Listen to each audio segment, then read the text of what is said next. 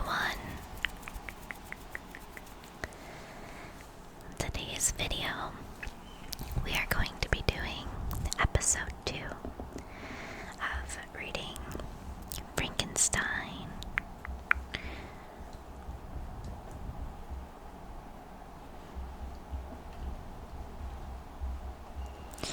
By Mary Shelley. Now, I do have my window cracked. It is a super gloomy, rainy day. I was hoping that you guys might be able to hear the rain a little bit, but with that also comes traffic sounds, so we'll see how this turns out. Also, I thought, since it is a gloomy, rainy day, I might light this salted butterscotch candle just to go along with the vibes. This is my favorite scent, and of course they didn't have it this year, at least not that I've seen. And I'm almost out of this one, which is a little bit sad, but that's okay. So let me light this. It's probably gonna be a little loud.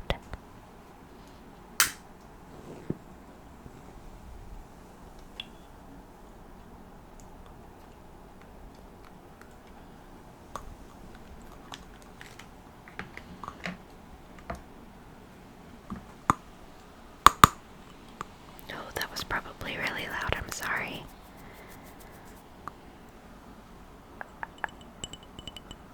Okay, so now we have our candle lit and our book. I have my water next to me here. I think, so I have a little a schedule written out for this. So the first video you saw was yesterday, which would be 10/18. And we read volume 1, letters 1, 2, and 3. So today, on the 19th, we will be reading volume 1, letter 4, and chapter 1. So my goal is to post an episode every day until Halloween. On Halloween, you'll get the very last chapter of the book. At least that's what I'm going for. By the time you guys see this, I will already be home from my trip.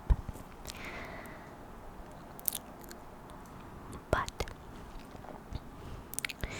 I'm going out of town, so I'm trying to pre-film a little bit. Just a little bit, so that there's something for you guys to watch every day. Anyway, now why don't we go ahead and get started? I need to scoot you guys over just a smidge. Well, scoot the mic over. Okay.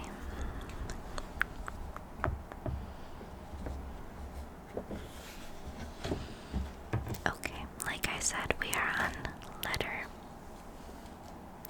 4. We might need to scoot this over here, just so I can see a little better.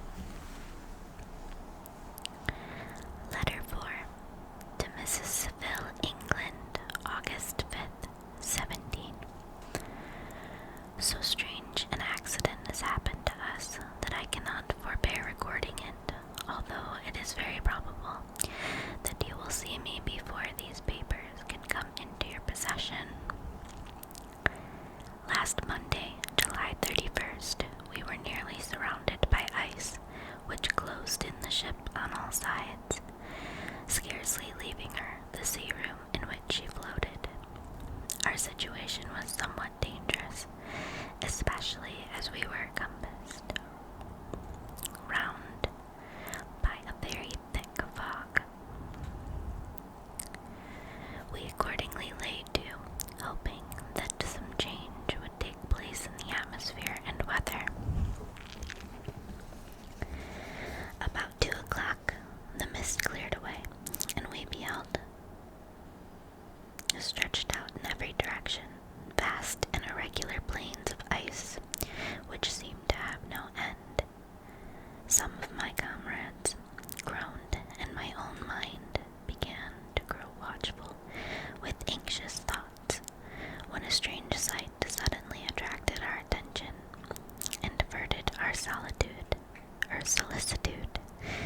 from our own situations. We perceived a low carriage fixed on a sledge and drawn by dogs pass on towards the north at the distance of half a mile. A being which had the shape of a man, but apparently a gigantic stature, sat in the sledge and guided the dogs. We watched the rapid progress of the traveler with our telescopes until he was lost among the distant inequalities of the ice.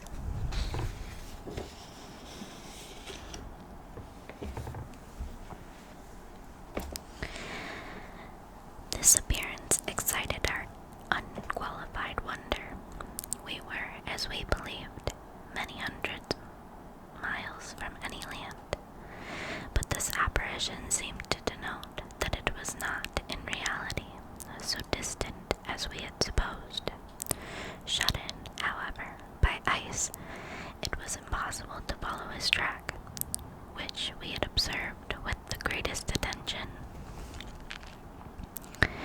About 2 hours after this occurrence, we heard the ground sea, and before night the ice broke and freed our ship.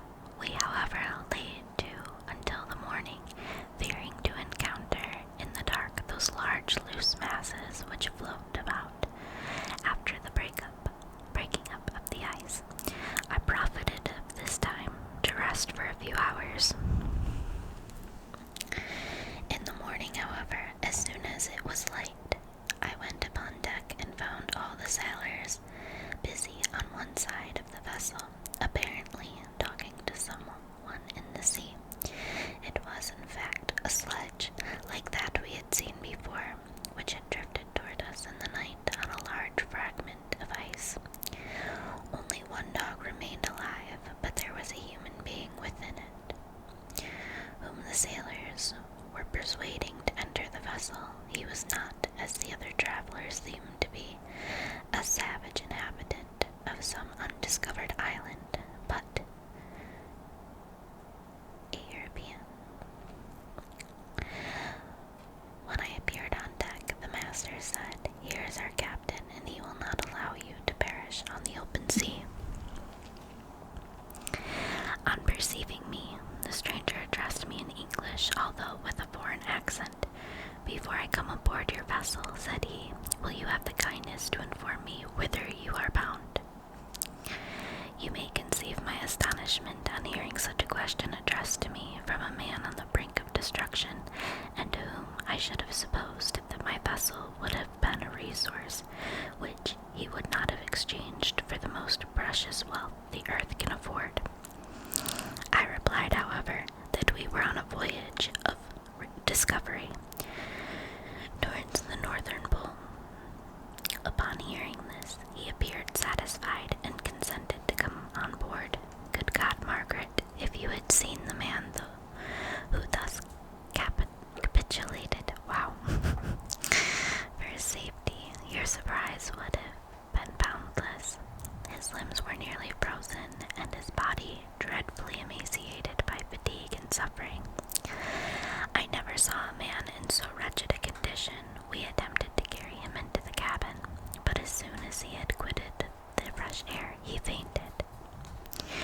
We accordingly brought him back to the deck and restored him to animation by rubbing him with brandy and forcing him to swallow a small quantity.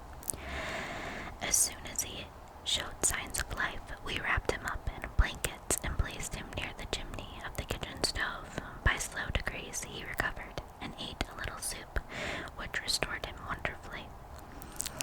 2 days passed in this manner before he was able to speak, and I often feared that his sufferings had deprived him of understanding. When he had in some measure recovered, I removed him to my own cabin and attended on him as much as my duty would permit. I never saw a more interesting creature. His eyes have generally an expression of wildness and even madness, but there are moments when, if anyone performs an act of kindness towards him or does any of the most trifling service, his whole countenance is lighted up, as it were, with a beam of benevolence and sadness that I never saw equaled, but he is generally melancholy and despairing, and sometimes he gnashes his teeth as if impatient of the weight of woes that oppress him. When my guest was a little recovered, I had great trouble to keep off the men who wished to ask him 1,000 questions, but I would not allow him to be tormented by their idle curiosity in a state of body and mind, whose restoration evidently depended upon entire repose. Once, however, the lieutenant asked why he had come so far upon the ice in so strange a vehicle. His countenance instantly assumed an aspect of the deepest gloom, and he replied, "To seek one who fled from me, and did the man whom you pursued travel in the same fashion?" Yes. Then I fancy we have seen him, for the day before we picked you up, we saw some dogs drawing a sledge with a man in it across the ice. This aroused the stranger's attention, and he asked a multitude of questions concerning the route which the demon, as he called him, had pursued.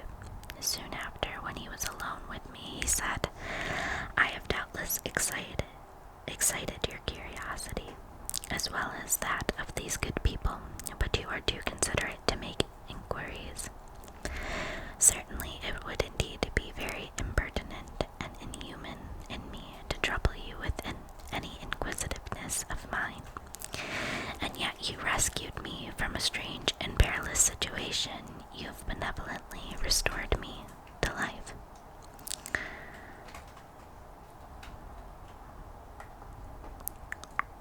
Sorry guys, I'm watching my cat who looks like he's about to make a mess. 1 second.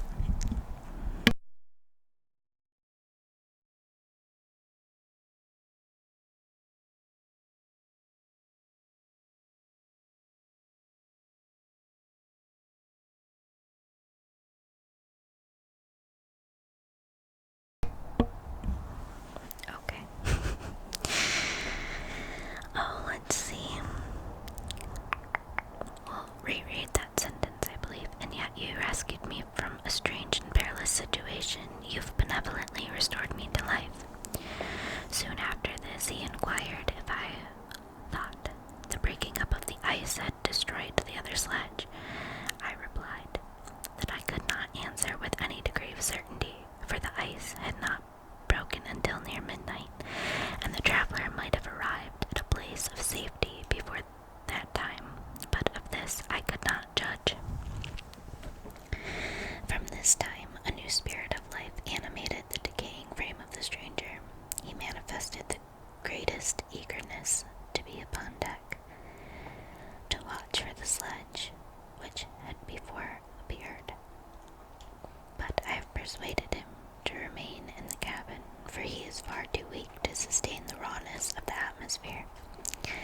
I have promised that someone should watch for him and give him instant notice if any new object should appear in sight. Such is my journal of what relates to this strange occurrence. Up to the present day, the stranger has gradually improved in health, but is very silent and appears uneasy when anyone except myself enters the cabin. Yet his manners are so conciliating and gentle that the sailors are all interested in him, although they have had very little communication with him. For my own part, I begin to love him as a brother, and his constant and deep grief fills me with sympathy and compassion. He must have been a noble creature in his better days, being even now in wreck, so attractive and amiable. I said in one of my letters, "Dear Margaret, that I should find no friend on the wide ocean, yet I have found a man who, before his spirit had been broken by misery, I should have been happy to have possessed as the brother of my heart." I shall continue my journal concerning the stranger at intervals, should I have any fresh incidents to record. August 13th, 17. My affection for my guest increases every day. He excites at once my admiration and my pity to an astonishing degree. How can I see so noble a creature destroyed by misery without feeling the most poignant grief. He is so gentle, yet so wise. His mind is so cultivated, and when he speaks, although his words are cold with the choicest art, yet they flow with rapidity and unparalleled eloquence. He is now much recovered from his illness, and is continually on the deck, apparently watching for the sledge that preceded his own. Yet, although unhappy, he is not himself deeply in the projects of others. Oh, sorry, I skipped a sentence. Yet, although unhappy, he is not so utterly occupied by his own misery, but that he interests himself deeply in the projects of others. He has frequently conversed with me on mine, which I have communicated to him without disguise. He entered attentively into all my arguments in favor of my eventual success, and into every minute detail of the measures I had taken to secure it. I was easily led by the sympathy which he evinced to use the language of my heart, to give utterance to the burning ardor of my soul, and to say with all the fervor that warmed me how gladly I would have sacrificed my fortune, my existence, my every hope to the furtherance of my enterprise. One man's life or death were but a small price to pay for the acquirement of knowledge which I sought for the dominion I should acquire and transmit over the elemental foes of our race. As I spoke, a dark gloom spread over my listener's countenance. At first I perceived that he tried to suppress his emotion. He placed his hands before his eyes, and my voice quivered and failed me as I beheld tears trickle fast from between his fingers. A groan burst from his heaving breast. I paused. At length he spoke in broken accents. "Unhappy man, do you share my madness? Have you drunk also the intoxicating draught? Hear me, let me reveal my tale, and you will dash the cup from your lips." Such words, you may imagine, strongly excited my curiosity, but the paroxysm of grief that had seized the stranger overcame his weakened powers, and many hours of repose and tranquil conversation were necessary to restore his composure. Having conquered the violence of his feelings, he appeared to despise himself for being the slave of passion, and quelling the dark tyranny of despair. He led me again to converse concerning myself personally. He asked me the history of my earlier years. The tale was quickly told, but it awakened various trains of reflection. I spoke of my desire of finding a friend, of my thirst for more intimate sympathy with a fellow mind that had ever fallen to my lot, and expressed my conviction that a man could boast of little happiness who did not enjoy this blessing. "I agree with you," replied the stranger.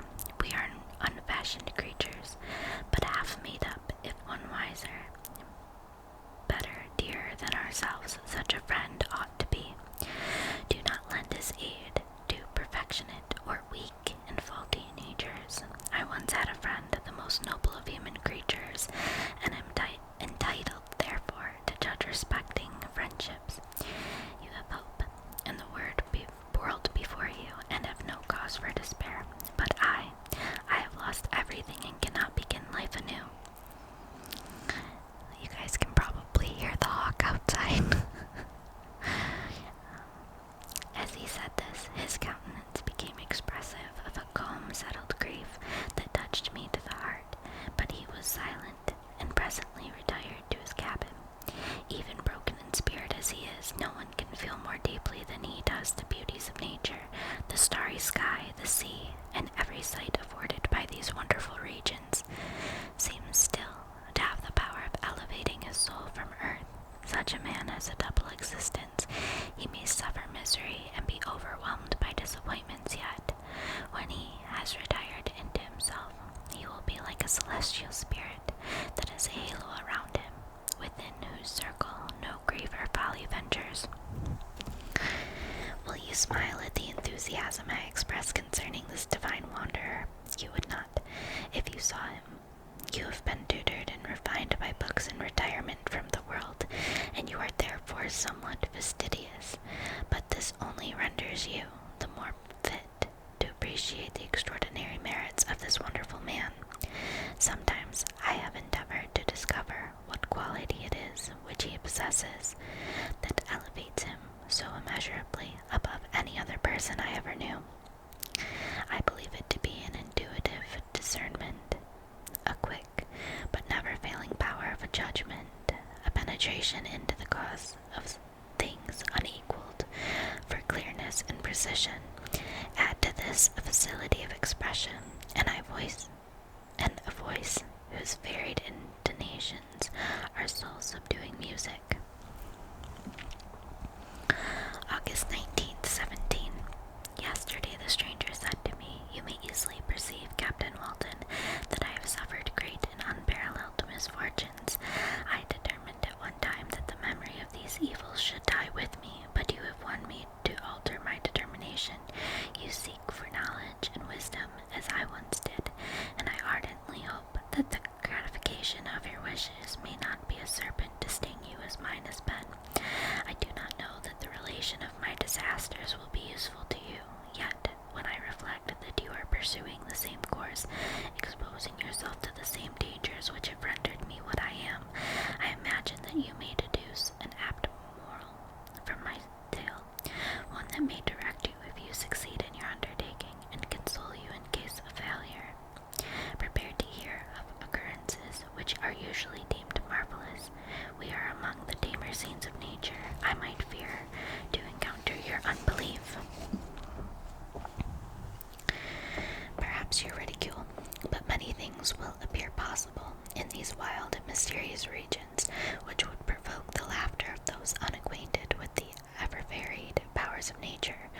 Nor can I doubt but that my tale conveys in its series internal evidence of the truth of the events of which it composed. You may easily imagine that I was much gratified by the offered communications, yet I could not endure that he should renew his grief by a recital of his misfortunes. I felt the greatest eagerness to hear the promised narrative, partly from curiosity and partly from the strong desire to ameliorate his fate. If it were in my power, I expressed these feelings in my answer. "I thank you," he replied, "for your sympathy, but it is useless. My fate is nearly fulfilled. I wait but for one event, and then I shall repose in peace. I understand your feelings," continued he, perceiving that I wished to interrupt him. "But you are mistaken, my friend. If thus you will allow me to name you, nothing can alter my destiny. Listen to my history, and you will perceive how irrevocably it is determined." He then told me that he would commence his narrative the next day. Then I should be at leisure. This promise drew from me the warmest thanks. I have resolved every night, when I am not imperatively occupied by my duties, to record as nearly as possible in his own words what he has related during the day. If I should be engaged, I will at least make notes. This manuscript will doubtless afford you the greatest pleasure, but to me, who know him, and who hear it from his lips, with what interest and sympathy shall I read it in some future day? Even now, as I commence my task, his full-toned voice swells in my ears, his lustrous eyes dwell on me with all their melancholy sweetness. I see his thin hand raised in animation, while the lineaments of his face are irradiated by the soul within. Strange and harrowing must be his story, frightful the storm which embraced the gallant vessel on its course and wrecked it thus. Okay, let me get a little sip of water and clear my throat real quick.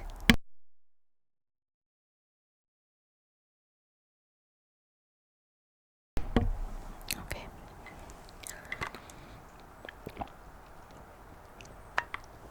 Okay. So we are on to chapter 1. This is going to be obviously a little bit of a longer video. I hope you guys don't mind though. Chapter 1. I am by birth a Genovese, and my family is one of the dealers and syndics, and my father had filled several public situations with honor and reputation. He was respected by all who knew him for his integrity and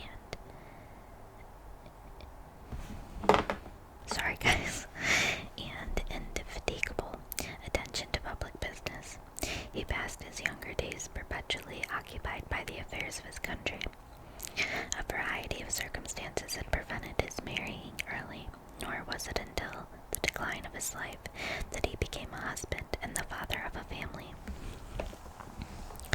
As the circumstances of his marriage illustrate his character, I cannot refrain from relating them. One of his most intimate friends was a merchant who, from a flourishing state, fell through numerous mischances into poverty. This man, whose name was Beaufort, was of a proud and unbending disposition and could not bear to live in poverty and oblivion in the same country where he had formerly been distinguished for his rank and magnificence. Having paid his debts, therefore, in the most honorable manner, he retreated with his daughter to the town of Lucerne, where he lived unknown and in wretchedness. My father loved Beaufort with the truest friendship, and was deeply grieved by his retreat in these unfortunate circumstances. He bitterly deplored the false pride which led his friend to conduct a little worthy of the affection that united them. He lost no time in endeavoring to seek him out, with the hope of persuading him to begin the world again through his credit and assistance. Beaufort had taken effectual measures to conceal himself, and it was 10 months before my father discovered his abode.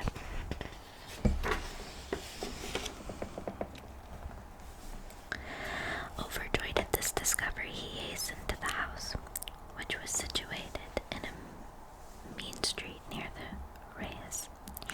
But maybe that's Ruse, that might be Ruse. But when he entered, misery and despair alone welcomed him. Beaufort had saved but a very small sum of money from the wreck of his fortunes, but it was sufficient to provide him with a sustenance for some months, and in the meantime he hoped to procure some respectable employment in a merchant's house. The intervals was consequently spent in inaction.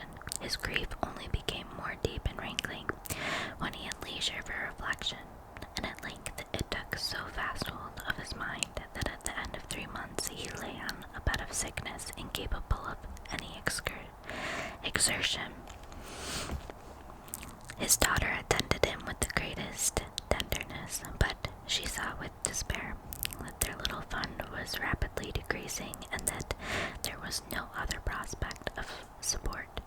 But Caroline Beaufort possessed a mind of an uncommon mold, and her courage rose to support her in her adversity. She procured plain work, she plaited straws, and he by various means contrived to earn a pittance scarcely sufficient to support life. Several months passed in this manner. Her father grew worse, her time was more entirely occupied in attending him, her means of subsistence decreased, and in the 10th month her father died in her arms, leaving her an orphan and a beggar. This last blow overcame her, and she knelt by Beaufort's coffin, weeping bitterly. When my father entered the chamber, he came like a protecting spirit to the poor girl, who committed herself to his care, and after the interment of his friend, he conducted her to Geneva, and placed her under the protection of a relation. 2 years after this event, Caroline became his wife. There was a considerable difference between the ages of my parents, but this circumstance seemed to unite them only closer in bonds of devoted affection. There was a sense of justice in my father's upright mind. Sorry guys, that's my cat. Which rendered it necessary that he should approve highly, to love strongly. Perhaps during former years he had suffered from the late discovered unworthiness of one beloved, and so was disposed to set a greater value on tried worth. There was a show of gratitude worship in his attachment to my mother, differing wholly from the doting fondness of age, for it was inspired by the reverence for her virtue and a desire to be the means of, in some degree, recompensing her for the sorrows she had endured, but which gave inexpressible grace to his behavior to her. Everything was made to yield to her wishes and her convenience. He strove to shelter her as a fair exotic is sheltered by the gardener from every rougher wind, and to surround her with all that could tend to excite pleasurable emotion in her soft and benevolent mind. Her health, and even the tranquility of her hitherto constant spirit, had been shaken by what she had gone through. During the 2 years that had elapsed previous to their marriage, my father had gradually relinquished all his public functions, and immediately after their union they sought the pleasant climate of Italy, and the change of scene and interest attendant on our tour through that land of wonders as a restorative for her weakened frame.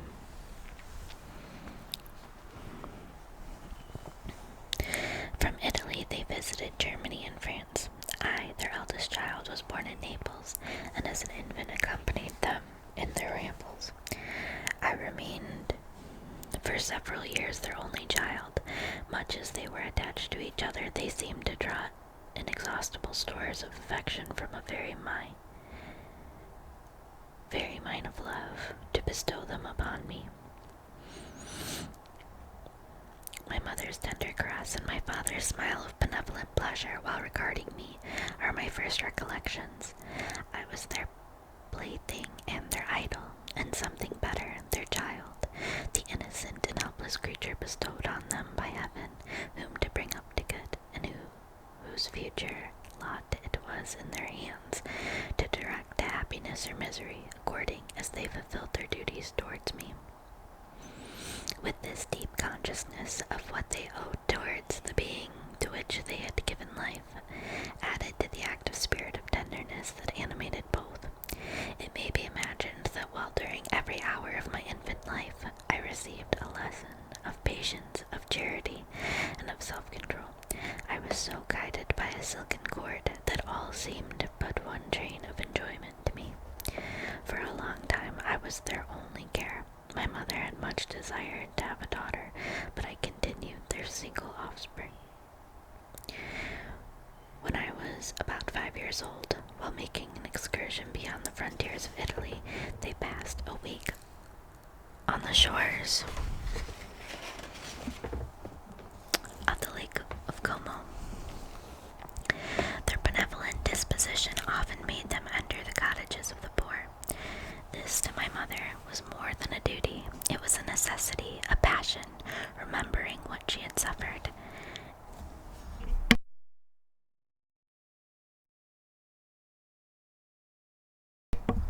Sorry guys, I had to sneeze.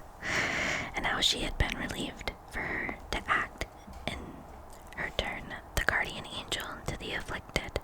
During one of their walks, a poor cot in the foldings of a veil attracted their notice as being singularly disconsolate. While the number of half-clothed children gathered about it spoke of penury in its worst shape. One day when my father had gone by himself to Milan, my mother, accompanied by me, visited this abode. She found a peasant and his wife, hard-working, bent down by care and labor, distributing a scanty meal to 5 hungry babes. Among these, there was one which attracted my mother far above all the rest. She appeared of a different stock. The 4 others were dark-eyed, hardy little vagrants. This child was thin and very fair. Her hair was the brightest living gold, and despite the poverty of her clothing, seemed to set a crown of distinction on her head. Her brow was clear and ample, her blue eyes cloudless, and her lips and molding of her face so expressive of sensibility and sweetness that none could behold her without looking on her as a distinct species, a being heaven sent, and bearing a celestial stamp in all her features. The peasant woman, perceiving that my mother fixed eyes of wonder and admiration on this lovely girl, eagerly communicated her history. She was not her child, but the daughter of a Milanese nobleman. Her mother was a German, and had died on giving birth. The infant had been placed with these good people to nurse. They were better off then. They had not been long married, and their eldest child was but just born. The father of their charge was one of those Italians nursed in the memory of the antique glory of Italy, one among the Schiaviagnor Fermenti. I apologize if I mispronounced that, who exerted himself to obtain the liberty of his country. He became the victim of its weakness. Whether he had died or still lingered in the dungeons of Austria was not known. His property was confiscated. His child became an orphan and a beggar. She continued with her foster parents and bloomed in their rude abode, fairer than a garden rose among dark-leaved brambles. When my father returned from Milan, he found playing with me in the hall of our villa a child fairer than a pictured cherub, a creature who seemed to shed radiance from her looks, and whose form and motions were lighter than the chamois of the hills. The apparition was soon explained. With his permission, my mother prevailed on her rustic guardians to yield their charge to her. They were fond of the sweet orphan. Her presence had seemed a blessing to them, but it would be unfair to her to keep her in poverty and want, when Providence afforded her such powerful protection. They consulted the village priest, and the result was that Elizabeth Lavenza became the inmate of my parents' house, my more than sister, the beautiful and adored companion of all my occupations and my pleasures. Everyone loved Elizabeth. The passionate and almost reverential attachment with which all regarded her became, while I shared it, my pride and my delight. On the evening previous to her being brought to my home, my mother had said playfully, "I have a pretty present for my Victor. Tomorrow he shall have it." And when, on the morrow, she presented Elizabeth to me as her promised gift, I, with childish seriousness, interpreted her words literally and looked upon Elizabeth as mine. Mine to protect, to love, and cherish. All praises bestowed on her I received as made to a possession of my own. We called each other familiarly wow, by the name of cousin. No word, no expression could body forth the kind of relation in which she stood to me, my more than sister, since till death she was to be mine only. Okay, so that brings us to the end of today's video.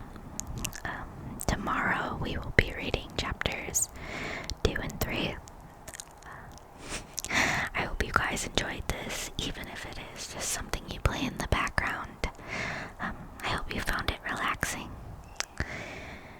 Anyway, I'll see you guys tomorrow.